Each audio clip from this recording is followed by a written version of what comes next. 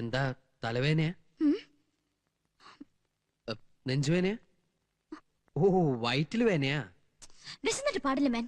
രാവിലെ മുതൽ ഒന്നും കഴിച്ചില്ല.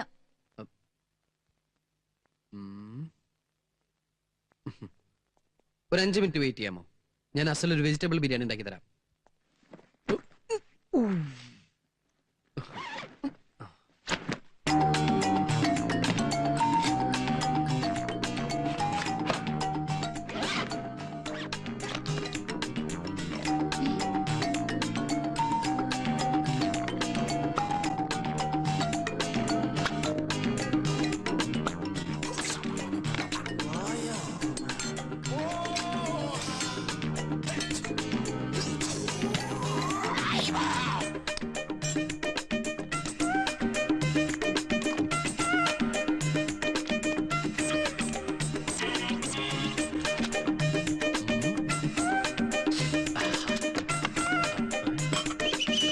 What is this? പാത്രം.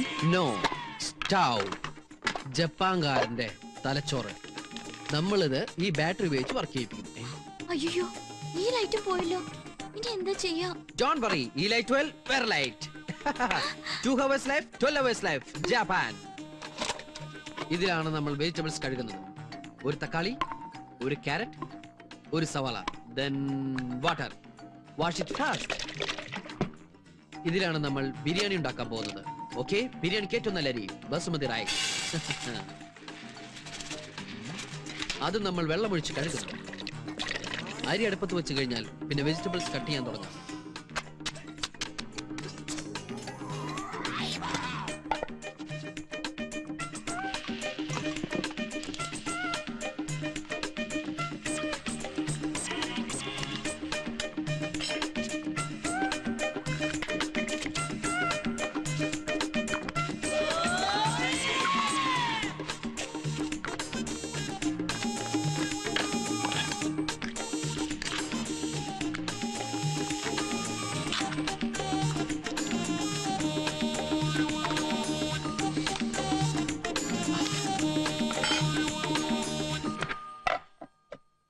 അവളിത് എവിടെ പോയി കിടക്കുന്നു?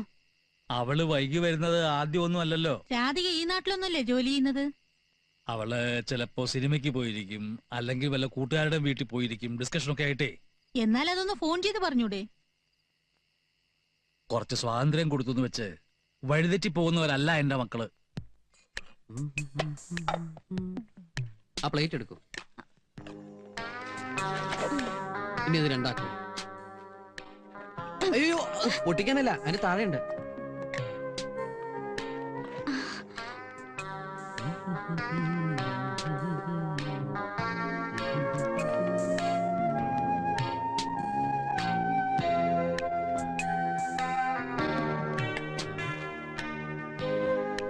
Napkin, spoon. ആർത്തി കാണിക്കില്ലേ? ഏത് ഭക്ഷണം കഴിക്കുമ്പോഴും അതിന്റെ ശാസ്ത്രീയ രീതിയിൽ തന്നെ കഴിക്കണം. ഒരു വെള്ളരിക്ക, ഒരു സവാള, ഒരു carrot, salad. Have it. Thank you. Welcome.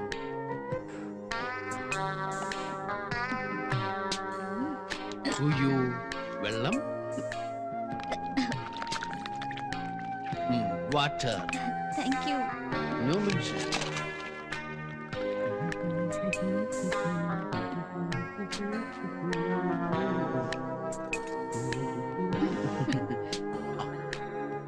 വേറൊന്നും തോന്നരുത്. തോന്നുമ്പോ കയറി വരികയും തോന്നിയോടത്തൊക്കെ ചുറ്റി നടക്കുകയും ചെയ്യുന്ന ഒരു പെണ്ണ് എന്റെ മരുമകളായിട്ട് വരുന്നതിനോട് എനിക്ക് താല്പര്യമില്ല. സ്വന്തം മക്കൾ എന്ത് തെറ്റ് ചെയ്താലും അതൊക്കെ ശരിയാണെന്ന് വിശ്വസിക്കാൻ ഞങ്ങൾ അത്ര മോഡേണൊന്നുമല്ല. പോവാങ്കിൽ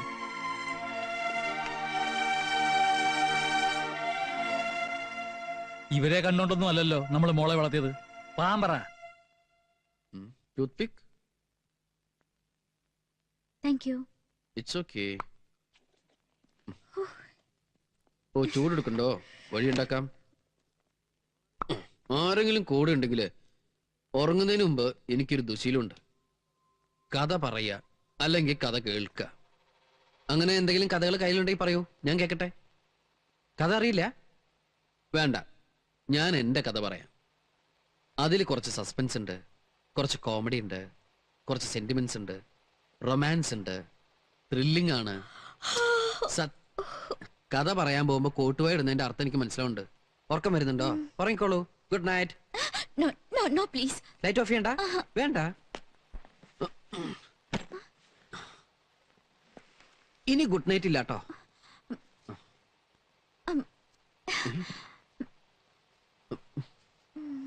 ഓ അത് ശരി. എന്നെ രക്ഷപ്പെടുത്താൻ ഞാനാ നിങ്ങളുടെ കൈയേട്ടേണ്ടത്. എന്നോട് സിനിമയ്ക്ക് വരുന്നെന്ന് ചോദിച്ചു. ഞാൻ ഇല്ലെന്ന് പറഞ്ഞു. ഞാൻ ടോയ്ലറ്റ് പോയി വരുമ്പോഴേക്കും അവള് പോയി. ആ ഓക്കെ. ശംഭോ കൺഫ്യൂഷൻ തീർക്കണം. Good morning.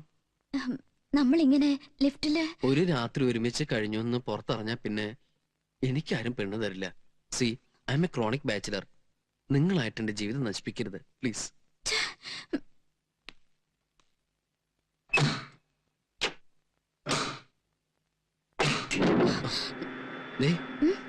പറഞ്ഞ കാര്യങ്ങളൊക്കെ ഓർമ്മയുണ്ടല്ലോ. ദയവ് ചെയ്ത് എന്റെ ലൈഫ് വെച്ച് പന്താടരുത്. നിറയെ ആഗ്രഹങ്ങളുള്ള ആളാ. പോയിക്കോട്ടോ.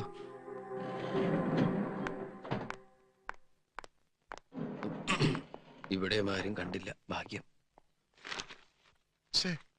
ആത്മഹത്യ ചെയ്തതായിട്ടൊന്നും കാണുന്നില്ലല്ലോ.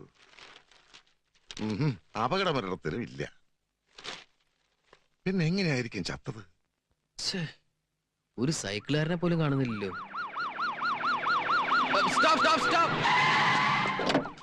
ചേട്ടാ ഞാനിവിടെ 1 മണിക്കൂറായി നോക്കൂത്തി പോലെ നിൽക്കാൻ തുടങ്ങിട്ട്. ഇതിലൊരു വണ്ടി പറഞ്ഞില്ല. ഇന്ന് ഹർത്താലാ. ബന്ധിന് എങ്ങനെയാ? അയ്യോ ചേട്ടൻ എന്നെ ഒരു സ്ഥലം വരെ ഡ്രോപ്പ് ചെയ്യോ? കാശ് എത്ര വേണം തരാം? ബുദ്ധിമുട്ടാവും. അയ്യോ അങ്ങനെ പറയരുത്. ആ ശരി കേറ്. Thank you.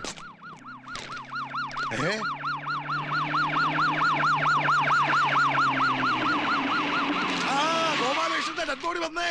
ഗോപാലകൃഷ്ണന്റെ ഡെഡ് ബോഡി വന്നേ. ഗോപാലകൃഷ്ണന്റെ ഡെഡ് ബോഡി വന്നേ. എങ്ങോട്ടാ? ഗോപാലകൃഷ്ണൻ ആദ്യം നീ വേഷം മാറ. ചെല്ലേ.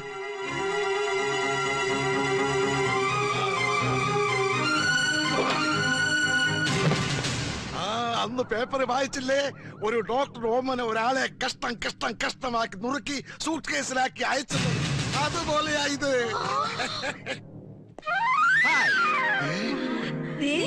ഗോപാലകൃഷ്ണൻ